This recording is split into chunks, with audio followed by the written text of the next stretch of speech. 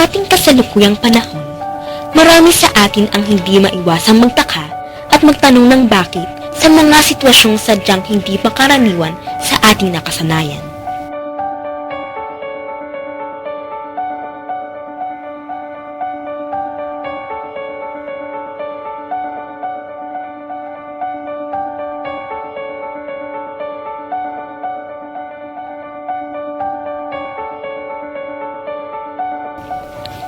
Halimbawa na lamang ito ay ang isang pamilya na ang anak ay hindi kadugo ng mga tinuturing ng magulang, ngunit ang mga ito'y kapwa pareho ang kasarian.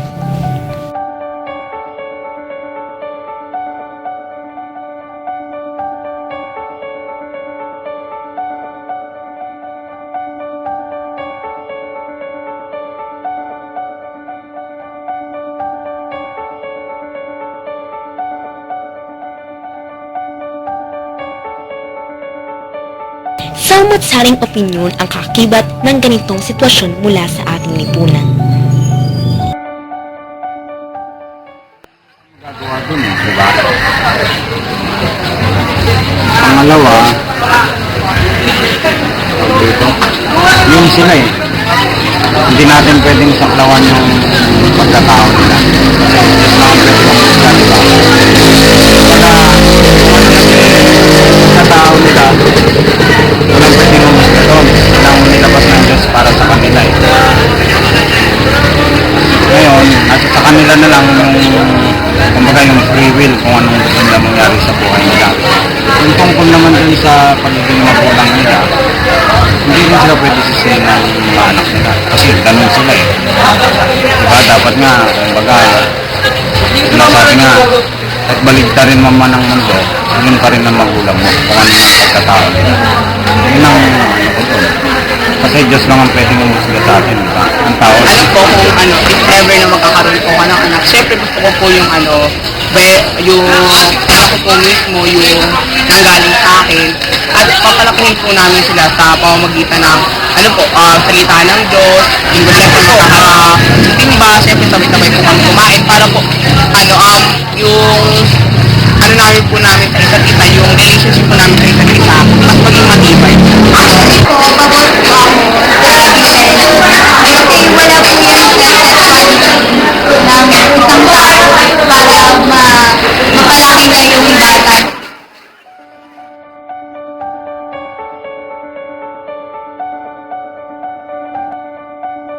Sa aming paghahanap, minakilala kami at maswerteng nakapanayam ukol sa ganitong klase ng sitwasyon.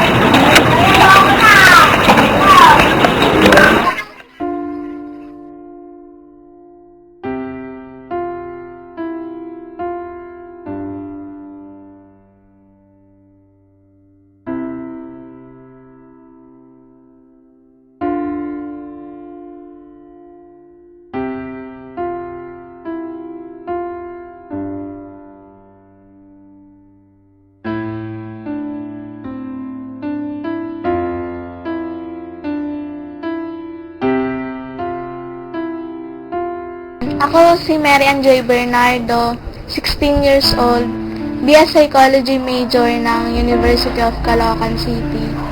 Adopted child, lesbian yung father, tas may mother din. Kagaya ng mga normal na kabataan, tinuturong kong tunay na anak ng mga magulang ko. Nalaman ko na adopted ako nung mga 10, 11 years old. Elementary yun Tapos parang nagkasimula na nagkaroon ako ng isip. Siyempre, lesbian yung father ko. Parang naman na lang yun. Parang nalaman ko na kagad na adopted child ako. Siyempre, di ba, wala naman talagang mga nalaman ko sa kanila. Kasi may communication kami ng mga tunay kong kapatid. Sa Facebook, minsan nagte-text sila sa akin na kamusta, ganyan-ganyan. Sa mga kapatid ko lang. Pero sa mga tunay kong magulang, wala akong balita sa kanila kung ano nangyari sa kanila. Paano ka napunta dito? Napunta ako sa kanila kasi based dun sa kwento sa akin ni Papa.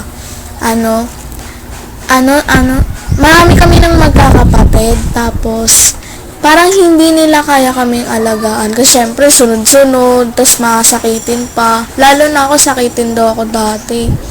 Tapos yun, parang naisipan na lang nila na ay, ipamigay na lang nila ako kasi total hindi rin naman nila ako hindi nila kayang tustusan nun yung mga gamot ko nun eh.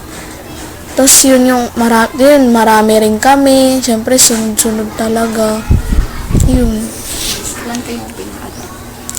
Pina-adopt kami, alam ko 2 eh. Kasi may kapatid daw ako na napunta nun sa ibang bansa. Lalaki, pina-adopt din siya. Kasunod ko ata yun eh. Anong balita mo sa kanila kayo? Sa kalagayan mo?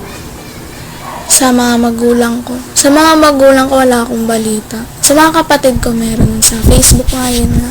Minsan nagte-text sila sa akin. May sama ko ba ng May sama ako ng loob. Dati, syempre, nung hindi ko pa naiintindihan kung bakit nila ako pinaampon. May sama talaga ako ng loob eh. Kasi, bakit ako?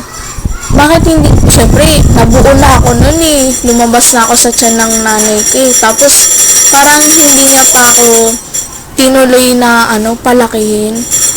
Ayun. Tapos yung ngayon nga, nung naiintindihan ko na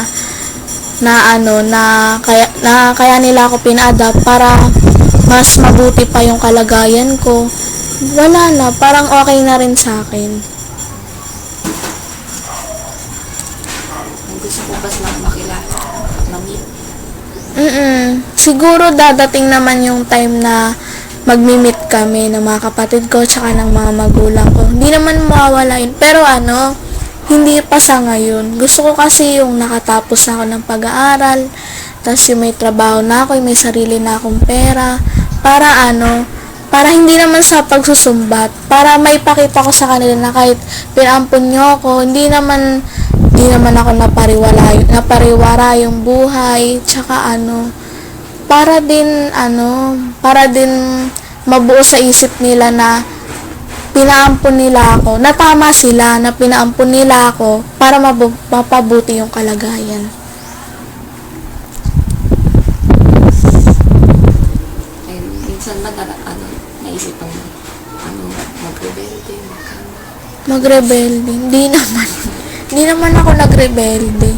Kahit nung nalaman ko talaga na yung tungkol sa mga magulang ko, hindi naman ako nagrebelde nun. Parang iniisip ko yung pagre-rebelde. Lalo lang mapapasama yung buhay ko nun, di ba? At tanggapin ko na lang yung katotohanan kung anong buhay talaga meron ako. may lesbian brother. Nalaman ko yun, malit pa ako. Tapos,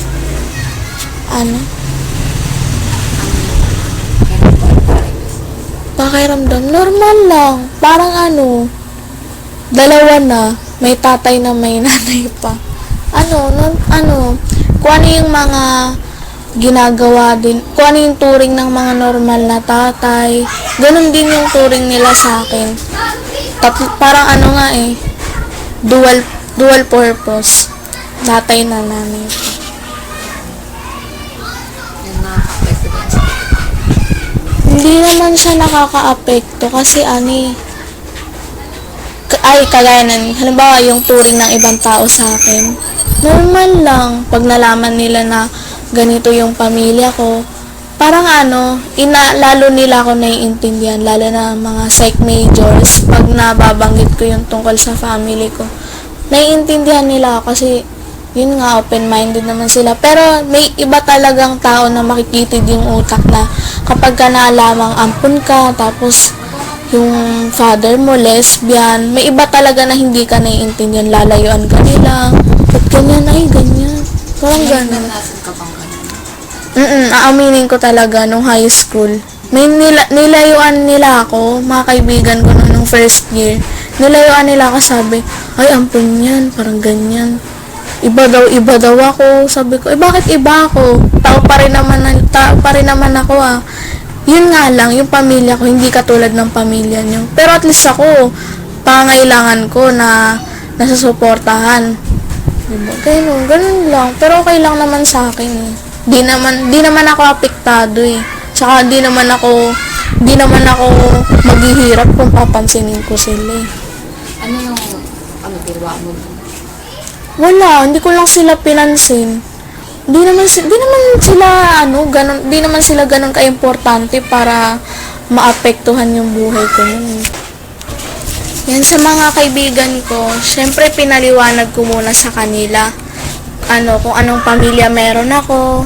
Syempre sa una parang di sila makapaniwala kasi parang normal pa rin ako kumilos.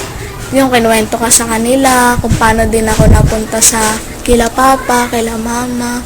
Tapos yun, tinanong-tanong din nila kung ano yung turing sa akin, hindi daw makakaiba. Ganun. Tanggap pa rin naman nila ako. Kwento mo yung incident na may pumunta dito. Mga classmates mo. Ayun, yung may mga pumunta ditong classmate ko. Yun, nabigyan ko na rin naman sila ng background dun tungkol sa buhay ko eh. Tapos yun, pumunta sila dito, parang normal lang din naman na yun nga, tawag na nila kay papa, tito, ganyan. Nakakatuwa kasi hindi sila yung nagdi-discriminate na, ay ganito si Joy, ganyan pala yung pamilya niya. Yun, nakakatuwa lang. Ano yung mga kadalasan nagiging reaction ng tao pag nalaman? Nagiging reaction nila, nagugulat. Kasi ang akala kasi nila, kasi nga normal talaga ako yung masayahin, ganyan. Tapos hindi nila alam na sa pagiging masayahin ko, nandun yung kakaibang, parang nagiging twist kung bakit masayahin ako. Hindi nila alam na yung pamilya ko, ganyan.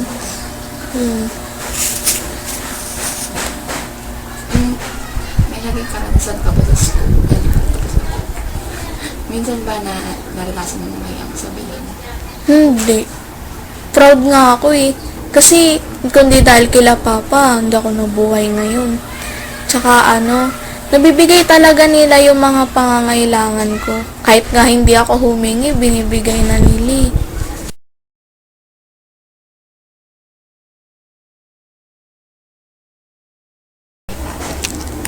Yan, sa mga sa may mga tunay na father, ganyan. More on physical kasi sila, diba? Hindi sila yung parang mag-a-advise muna ako, kaya ipapaliwanag muna sa'yo kung ano yung mga pagkakamali mo. Agad silang mamalo, ganyan, susuntukin ka, parang ganun. Physical talaga sila kung manakit. Hindi katulad ng mga may mga lesbian father. Talagang iintindihin ka nila. Ipapaliwanag nila sa'yo kung bakit ka mali. Parang itatama ka talaga nila. Hindi sila yung mananakit talaga ng diretso.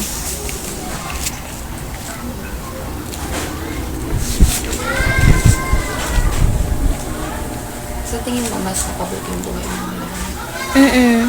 Napabuti. Kasi kung nandun talaga ako sa mga tunay kong magulang, hati-hati syempre yung attention nun.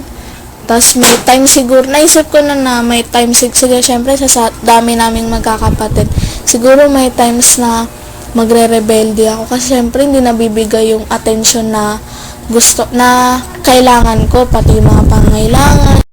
Kung babalikan, kukunin ko yung totoo ng mga magulang. Sasama ka ba? Hindi.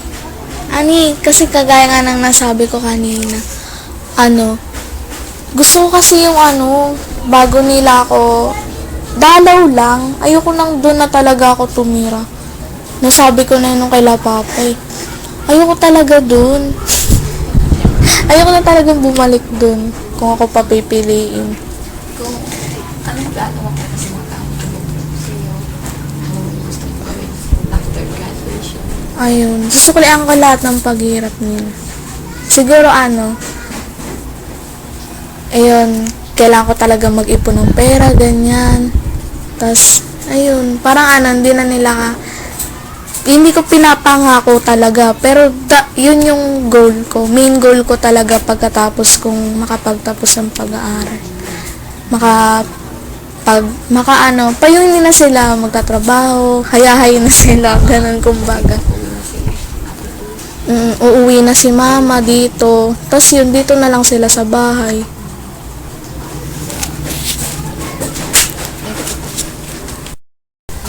Yan.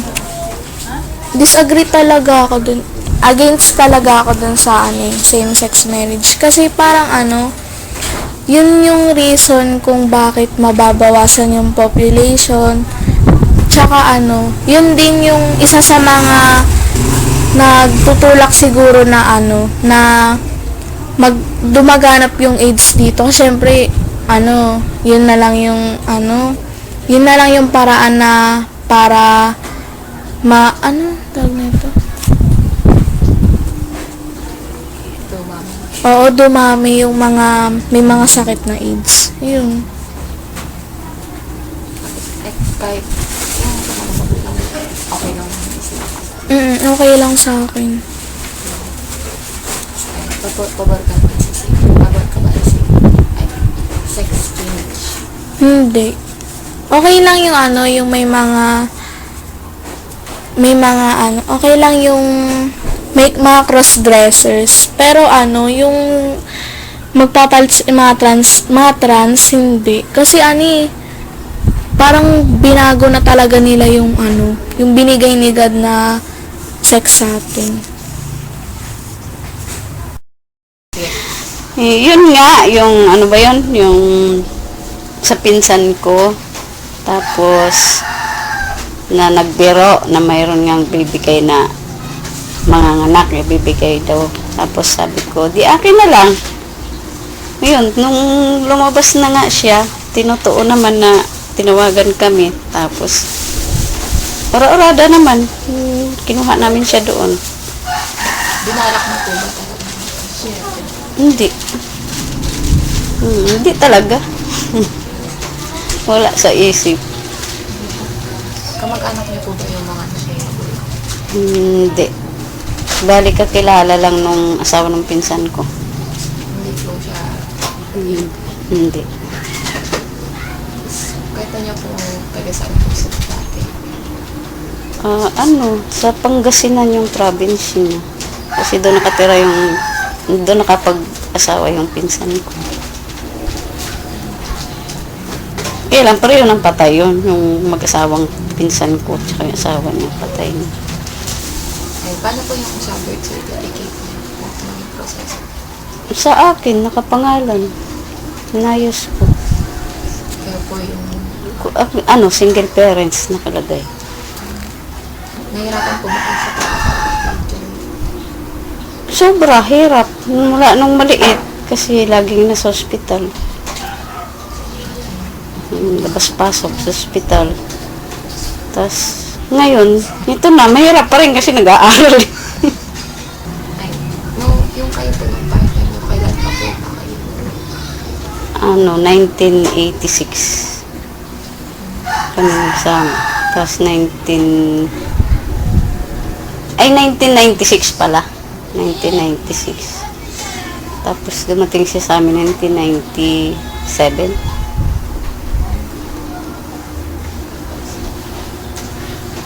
Pero kung hindi po nabigay sa inyo si Joy, may ano talaga kayo sa inyo na plano na mag-ampon? Wala. Kunyari boy or girl? Wala. Wala talaga.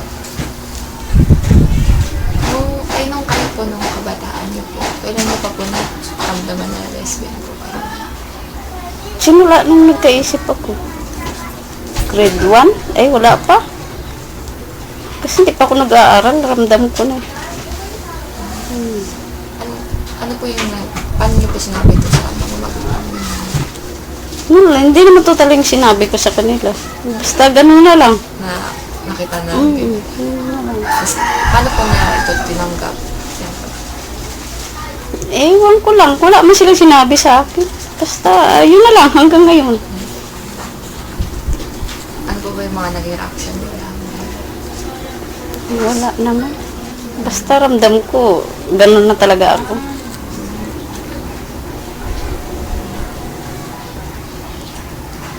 Ay, minsan po ba may naranasan kayo na nakasamaan kayo ng loob kasi parang pinagchismisan po kayo?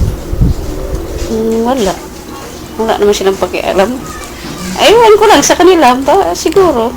Para sa kanila, chismis. Pero wala man akong nararamdaman. Pero kung sakaling meron mo po, ano po yung mararamdaman niyo siguro? Ano sa kanila na yun? Basta ako hindi apektado.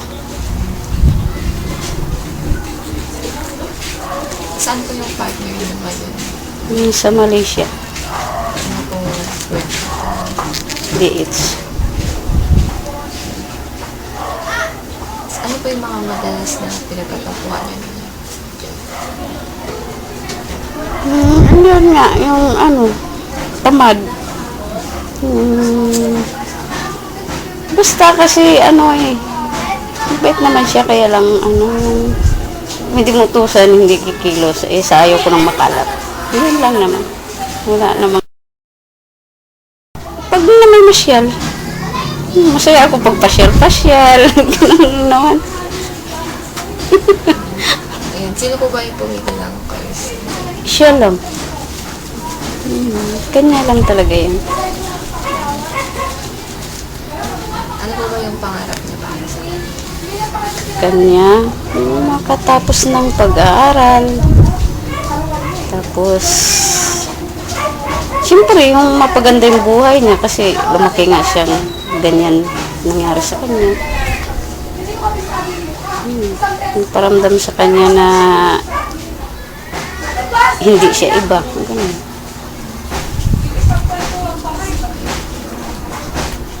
Ano, pabor po ba kayo sa pagpapakasal ng pareho? Hindi. Ayaw ko. Ewan ko lang. Basta sa akin, ayaw ko. Sa inyo pong partner, okay lang hindi? Hindi. Hindi naman importante yun. Pabor rin po ba kayo sa pagpapabago ng kasalihan? Hindi. Kung ano ko yun na. Ano kung gagawin niyo kung sakaling balikan si Gwen? Na, tulad ng dati kong sinasabi sa kanya, nasa kanya na yun, may isip na siya. Siya nang magdesisyon noon. Kasi hindi naman habang buhay, hahanapin niya yung sarili niya. Nasa kanya na yun, basta maganda naman yung ginagawa namin sa kanya. But, ano pong mensahe niyo para dito? Simple lang, makapagtapos ng pag-aaral, mapaganda yung buhay niya, tapos huwag mo na mag-boyfriend. Aral muna. Sige po, salamat po. Upang mas lalong maunawaan, nagtungo kami at kumonsulta sa isang taong maaaring makapagbahagi ng sapat na kaalaman hinggil sa usaping ito. Ano po yung mga psychological reasons kung bakit po nagiging lesbian or gay po yung isang tao? Maraming reason bakit ang isang tao ay naging lesbian. Kasi yung topic na nabigay sa inyo is about being a lesbian parent. Tama ba yun? In psychology, we believe that it is not hereditary. No scientific proofs or evidence na ang pagiging lesbian or homosexual is hereditary. Rather, it is environmental. About nurture. About the influence of the environment, the culture, and the family. So, yun namang tinatanong ng isa kanina sa akin kung ano ang epekto sa bata o anak na ang kailang parent ay lesbian. Ang masasabi ko dyan bilang isang tatay, bilang isang psychology practitioner, bilang isang guidance counselor ng UCC, ganito, yung pag-ibig, walang kinikilalang gender yan. Yung pag-ibig sa bata, pag-aaruga sa anak, walang kinikilalang gender yan. Actually, hindi nga yung issue. Ano naman kung ang nanay mo, tomboy, marami dyan mga nanay, babae talaga, pero pabaya. Marami akong mga kliyente na sila ay lesbian, pero responsable yung mga magulang. So, kung yun ang pag-uusapan natin, kung epekto sa bata, depende sa tao yun. Hindi pinag-uusapan yung gender sa pagmamahal ng bata, no? Pag-aaruga. Pero, psychologically, according to our DSM, or what we call Diagnostic Statistical Manual, medyo hindi gaano positive. Kasi nga ang nakalagay doon, gender identity disorder. Medyo masakit pa yung ganyung disorder sa tenga natin ng mga Pilipino. Pero actually, it's not a disorder when, for example, you have no crisis anymore. Bawa, ikaw yung lesbian, tinanong kita, ano ang iyong sex? You will answer me, female. Ano ang iyong gender? Gender pertains to the role you act in our society. When I ask you what is your gender, you will say to me, masculine. You get it? Iba yung sex, iba yung gender. So, pag alam na nung lesbian, na lesbian talaga siya, natapos na yung crisis. That is from the point of view of a guidance counselor. Pero actually, para din safe tayo, ang talagang pinakamagasabi kung yung bang taong yun ay ano ba yung kanyang category doon sa ating diagnosis. I have no right to tell you that you are a lesbian. Ang pwede magsabi nun, yung isang psychiatrist. Kami bilang guidance counselor, we can give advices. Kaya nga I'm telling you earlier na kung alam mo na sa sarili mong lesbian ka, doon na nagtatapos yung crisis. Personally. Kaya lang, when we say professionally, psychologically, we have to consult a psychiatrist. Ganun palagi yun. Pero kung babalikan nyo na kayo ng tanong ulit bilang magulang, ang bottom line doon, sa pag-ibig, walang kinikilalang gender yun. Ayun.